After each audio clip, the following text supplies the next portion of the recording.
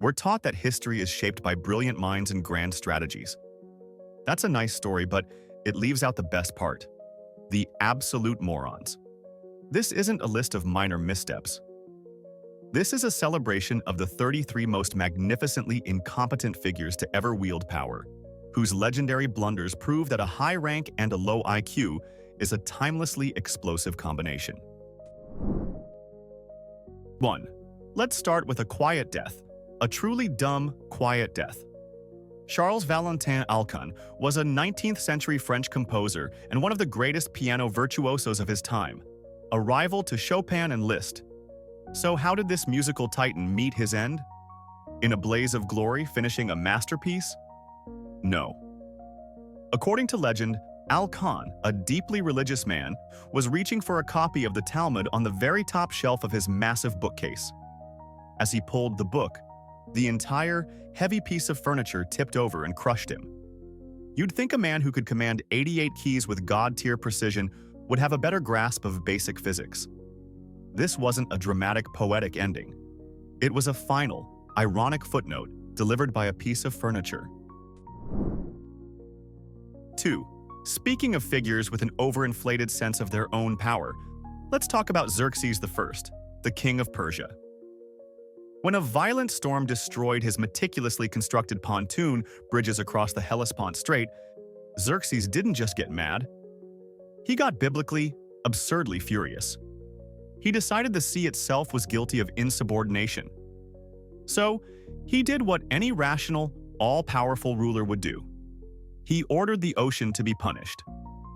His soldiers were commanded to whip the water 300 times, while also shouting insults at it. They even branded the sea with hot irons. Imagine being the soldier tasked with that job. It's the ancient world's equivalent of yelling at a faulty printer, but with an entire army and a whole lot more theatricality. The sea, unsurprisingly, did not issue a formal apology. 3. If fighting the ocean seems dumb, how about prioritizing a chicken over your empire? Meet Roman Emperor Honorius. In 410 AD, the Goths were sacking the city of Rome, a truly cataclysmic event. A messenger rushed to the emperor and delivered the devastating news with the words, "Rome has perished." Instead of displaying shock or grief, Honorius reportedly breathed a huge sigh of relief. Why? Because he thought the messenger was talking about his favorite pet chicken, which he had cleverly named Rome. The capital of the Western world was burning to the ground, and the guy in charge was mainly concerned about the well-being of his poultry. You really can't make this stuff up. The empire might be collapsing, but thank God, the chicken is okay. 4. Every great invention needs a great product demo. François Anglais, the inventor of roller skates, understood this. To unveil his creation to the world in the 1760s, he planned a truly spectacular entrance at a fancy Parisian masquerade ball. He strapped on his newfangled skates, picked up his violin to play a tune, and gracefully rolled into the room. The crowd was stunned. What a genius! What flair! There was just one tiny, minuscule detail he had overlooked in his design process: a braking mechanism. Angler, gliding elegantly while playing music, suddenly realized he had no way to stop. He careened across the ballroom floor and crashed directly into a massive, floor-to-ceiling mirror, shattering the glass, his violin, and his dignity all at once. 5. Next up is Ottoman Sultan Ibrahim, a man whose nickname, the Mad, wasn't just for show. It was a title he earned with gusto. Ibrahim had a few obsessions, including large women and lavish furs, but his defining characteristic was his explosive paranoia. One day, he became convinced that someone in his massive harem of 280 concubines had been unfaithful. His solution was not to launch an investigation. It was to implement a policy of total workforce liquidation. He ordered all 280 women to be bound in weighted sacks and thrown into the Bosphorus Strait to drown. It's a management style that is certainly decisive, if nothing else. Forget dealing with human resources. Ibrahim's approach was to just reboot the entire system by drowning it. 6. Here's a lesson in unintended consequences, served with a side of rabbit stew. In 1859, a British settler in Australia named Thomas Austin felt a bit homesick. What he missed most was hunting.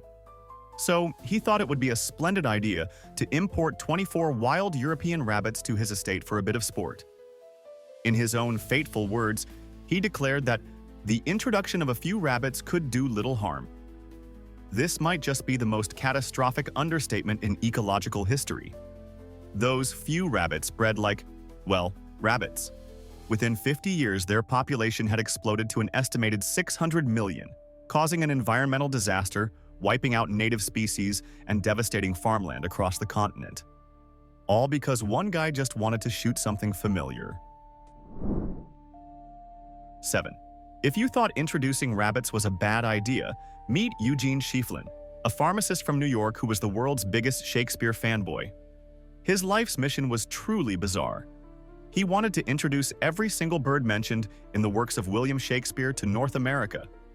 In the 1890s, after a few failed attempts with other birds, he released about 60 European starlings into Central Park. Unfortunately for North America, the starlings thrived. Today, their population is over 200 million. They are an aggressive, destructive, invasive species that drives out native birds, devastates crops, and has even been responsible for downing an aircraft. All this ecological chaos, not for profit or conquest, but because one dude really loved Shakespeare. 8. Most legal systems agree that the defendant should probably be alive for their trial. Pope Stephen VI, however, disagreed.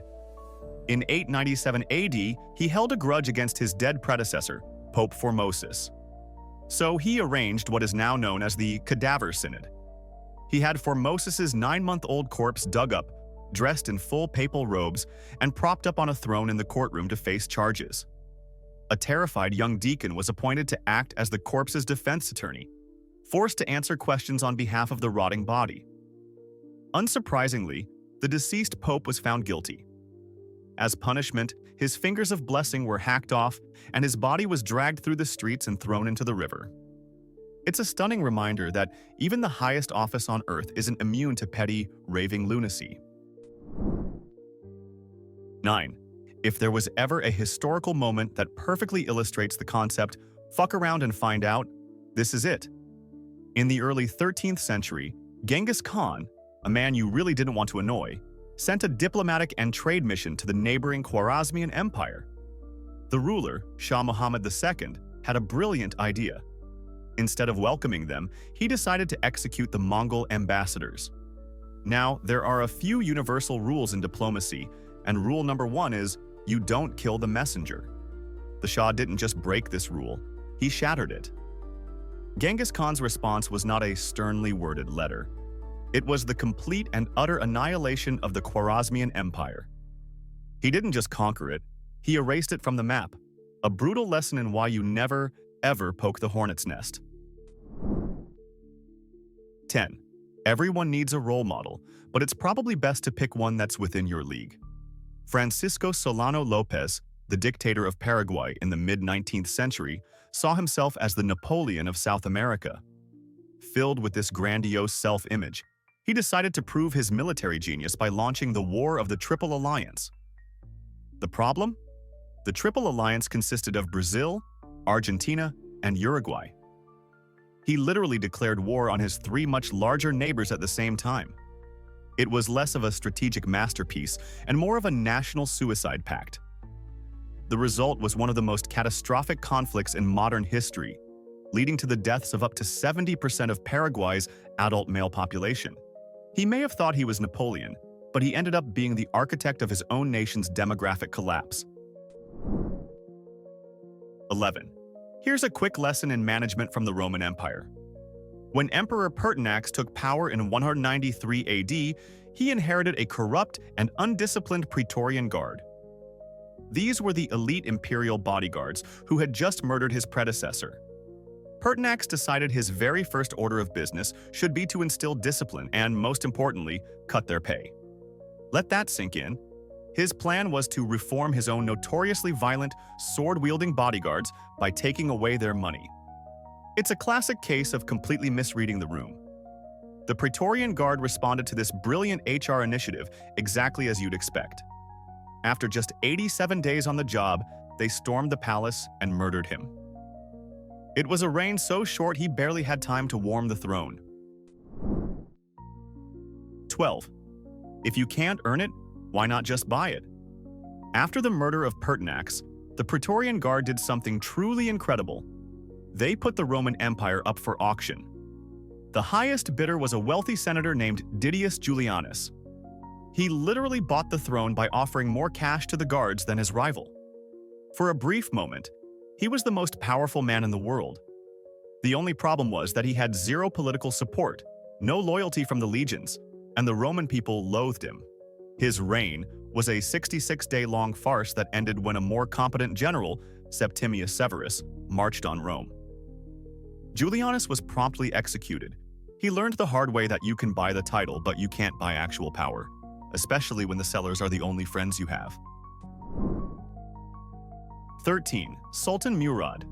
The fourth of the Ottoman Empire was a man of contradictions. He was deeply concerned about public order and believed that coffee houses were breeding grounds for political dissent and rebellion. His solution? A complete ban on coffee. He was so serious about it that he would reportedly disguise himself and walk the streets of Istanbul at night. And if he caught anyone drinking coffee, he would execute them on the spot. So, what was the preferred beverage of this stern moral guardian? Alcohol. Murad was a notorious, raging alcoholic. He banned the drink that fueled conversation and intellectual debate, while personally consuming a substance known for causing chaos and poor judgment. It's hypocrisy on a truly imperial scale. 14. If you've ever met a person who just radiates joylessness, they were probably channeling Oliver Cromwell. As the Lord Protector of England in the 17th century, this puritanical leader decided that fun was the enemy. He launched a full-scale war on happiness. Cromwell and his government banned Christmas celebrations, closed all theaters, outlawed most sports, and even restricted the wearing of makeup. He essentially tried to turn an entire country into a joyless, gray waiting room. The English people hated it so much that after he died and the monarchy was restored, they didn't just move on. They dug up Cromwell's body, put his corpse on trial for treason, and executed him posthumously. That's how much they missed their parties. 15. When you're a king on the run for your life during a violent revolution, subtlety is key. This was a lesson French King Louis XVI completely failed to learn.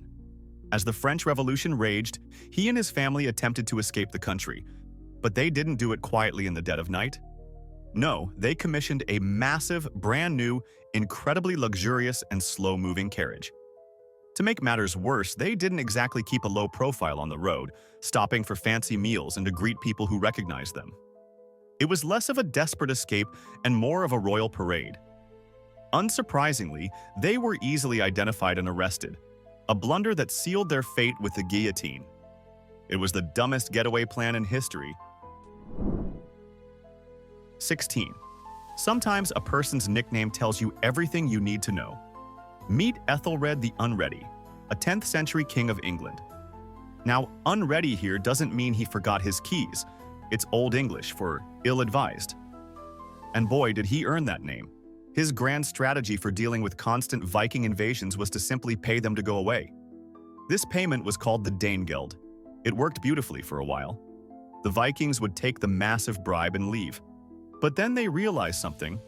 If you could get paid a fortune for almost invading England, why not just come back next year and ask for more? Ethelred's policy turned England into the world's most reliable ATM for raiders, bleeding his kingdom dry and ensuring the Vikings would always return. 17. Some people leave a mark on history. Thomas Migley Jr. left a giant toxic crater. This American chemist is quite possibly the single human being who has caused the most damage to the planet. First, in the 1920s, he invented leaded gasoline to stop car engines from knocking. This released immense quantities of neurotoxic lead into the atmosphere, poisoning generations of people and the environment. But he wasn't done. He then went on to invent Freon, the first chlorofluorocarbon, which became the go-to refrigerant and aerosol propellant. This single invention tore a massive hole in the Earth's ozone layer. In a final, darkly ironic twist, he died after getting entangled and strangling himself in a system of ropes and pulleys he designed to help him get out of bed after contracting polio. He was literally killed by his own bad invention. 18. The quest for eternal youth has led people to do some strange things. But Russian physician and revolutionary Alexander Bogdanov took it to a whole new blood-soaked level. He believed he could achieve rejuvenation and possibly even immortality through experimental blood transfusions. He founded an entire institute dedicated to this idea. In 1928, Bogdanov decided to perform his 12th transfusion on himself. The donor was a student suffering from both malaria and tuberculosis. Bogdanov, blinded by his own theories, saw no issue with this. The result was predictable. Shortly after pumping himself full of diseased blood, he died a painful death. He wasn't just wrong. His quest for eternal life directly and idiotically led to his own demise. 19. If you think blood transfusions for immortality is weird, let me introduce you to the concept of a lemonade ocean. Alfred Brisbane was a follower of the utopian socialist Charles Fourier, a philosopher with some, let's say, imaginative ideas. One of Fourier's most famous predictions was that in a future state of perfect social harmony, the oceans would lose their saltiness and turn into a delicious planet-sized glass of lemonade. Brisbane wasn't just a passive believer in this theory. He was an evangelist for it. He spent a significant portion of his personal fortune and dedicated his life to promoting Fourier's ideas, including the imminent arrival of the Great Global Lemonade Sea. You have to admire the optimism, but you also have to question the sanity of a man waiting for the tide to come in tasting of citrus. 20. Muhammad bin Tughlaq, the 14th century Sultan of Delhi, was a man of grand ideas. Unfortunately, they were all spectacularly stupid. First, he decided to move his empire's capital from Delhi to Daulatabad, a city over 1,100 kilometers away. He didn't just move his court, he ordered the entire population of Delhi to march there. Many died along the way. Then, after arriving, he changed his mind and ordered everyone to march back. But his genius didn't stop there. He also introduced a new currency, minting copper and brass coins and declaring them to have the same value as gold and silver. This immediately led to mass counterfeiting. People were literally minting coins in their kitchens and triggered a complete economic collapse. He was a one-man wrecking ball of bad policy. 21. The phrase "learn from your mistakes" was clearly not in the vocabulary of Arthur III, the Duke of Brittany. During the 100 Years' War, this French nobleman developed an unfortunate habit, getting captured by the English. It happened once and his family paid a massive ransom to get him back. You'd think he'd be a bit more careful after that. But no, he was captured a second time and again, a huge ransom was paid. At this point, any rational person would probably stay away from battles for a while.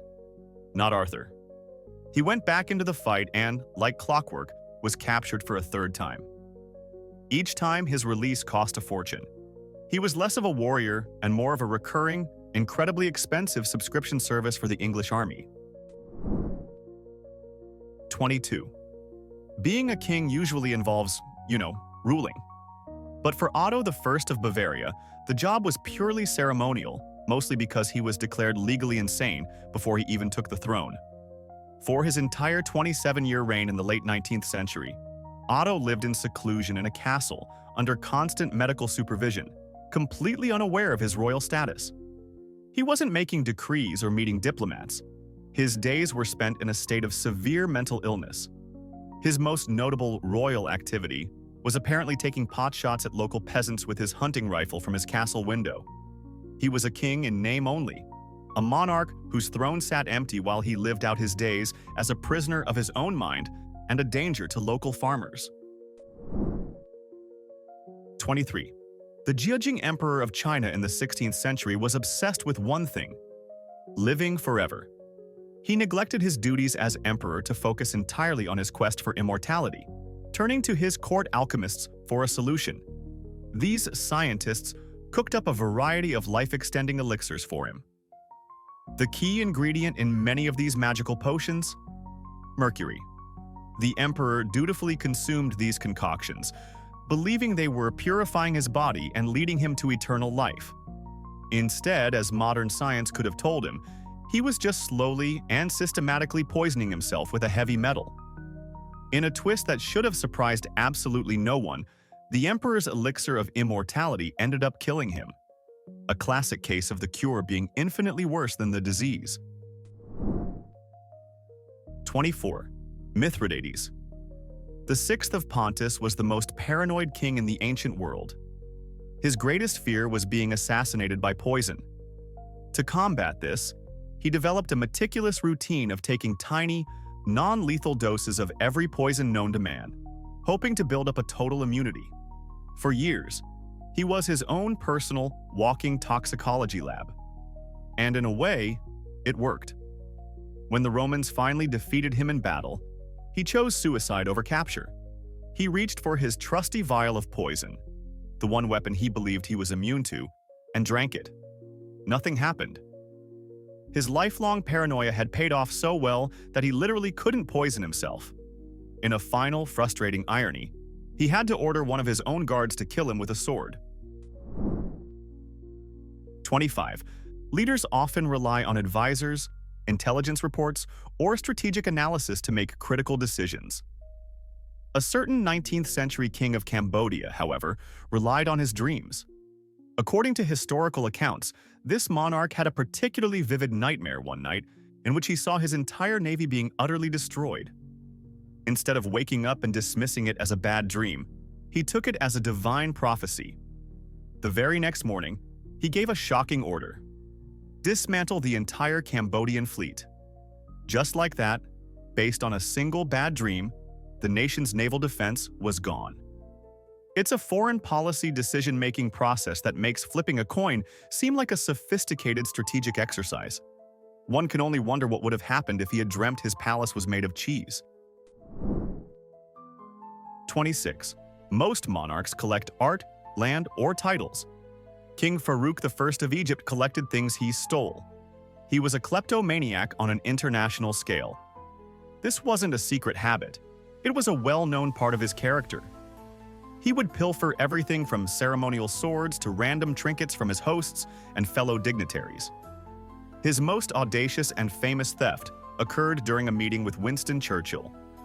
While the British Prime Minister was distracted, King Farouk managed to steal his prized pocket watch right from his vest. Churchill, a man not easily rattled, eventually realized what had happened and had to diplomatically demand its return. It's one thing to be a king, but it's another level of audacity to be a king who is also a common pickpocket. 27. Writing can be a powerful tool for expressing ideas. For the 17th century English politician Algernon Sidney, it was also a self-signed death warrant. Sidney was a staunch Republican who opposed the idea of absolute monarchy. He wrote down his political theories in a manuscript called Discourses Concerning Government, arguing that monarchs did not have a divine right to rule and that citizens had the right to resist tyranny. The problem was, he never published it. When he was accused of treason, government agents searched his home, found the unpublished manuscript, and used his own private writings as the primary evidence against him at his trial. He was convicted and executed based on words he had written for himself. He literally wrote his way to the gallows. 28. When your country is embroiled in the largest war in human history, you need your best people in charge of the military. Tsar Nicholas II of Russia had a different idea. In the middle of World War I, with Russia suffering devastating losses, he made the catastrophic decision to dismiss the experienced commander-in-chief of the army and take personal command himself. The only problem?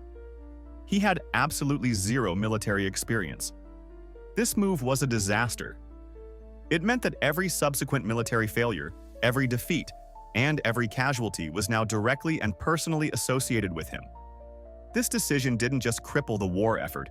It shattered his reputation, fueled public anger, and massively accelerated the arrival of the Russian Revolution that would ultimately destroy him and his entire family. 29.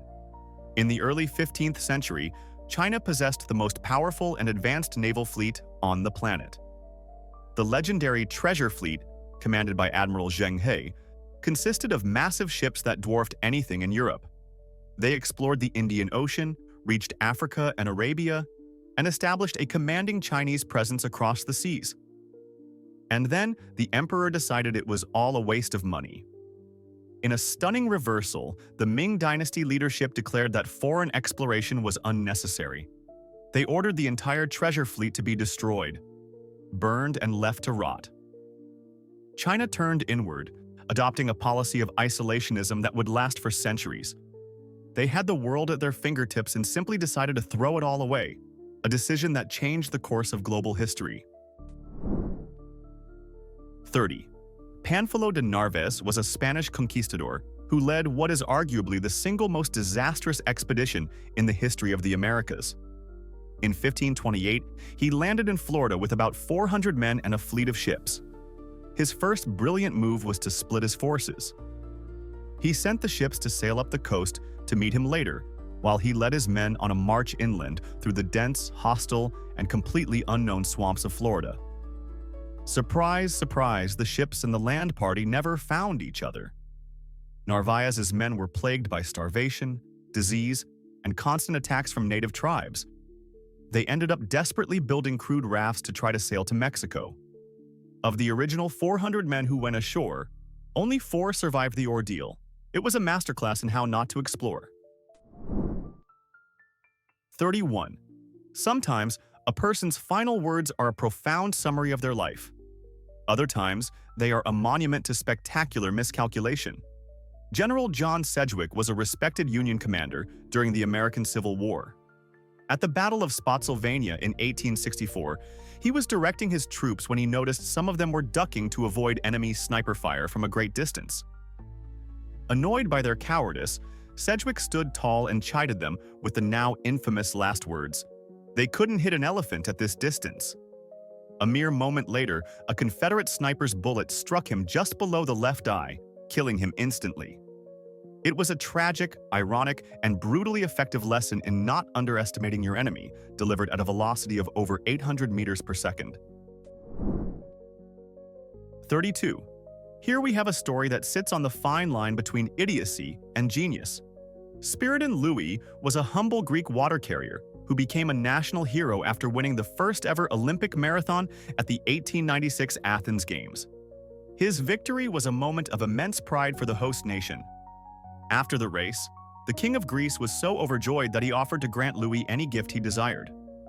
He could have asked for riches, land, a government position, anything. Instead, Louis, a practical man, thought for a moment and asked for a new donkey and cart to help him with his job as a water carrier. He was offered the world and chose to upgrade his work vehicle. Was it a dumb refusal of wealth or a brilliant act of staying true to his humble roots? History is still debating that one. 33. In 1867, the Russian Empire decided it was time for some spring cleaning of its assets. One of its least profitable and hardest to manage territories was Alaska, a vast, remote, and seemingly useless expanse of ice and rock. Convinced it was nothing but a frozen wasteland, Tsar Alexander II sold the entire territory to the United States for $7.2 million. That works out to about 2 cents per acre. Americans at the time widely mocked the purchase as Seward's folly, thinking their government had bought a giant icebox. Then, just a few decades later, massive deposits of gold were discovered, followed by one of the largest oil reserves on the planet. Russia, in a moment of spectacular short-sightedness, had sold a territory brimming with incalculable natural wealth for the bargain bin price of a minor royal wedding. 33 exhibits of glorious, world-altering incompetence. But we know the Hall of Shame is vast and the competition is fierce. So, who is the one unforgivable omission from this list? Whose monumental act of idiocy did we criminally overlook, and why do they deserve the 34th spot? Make your case in the comments below. If you enjoyed this trial of terrible decisions, render your verdict on that like button and subscribe for more.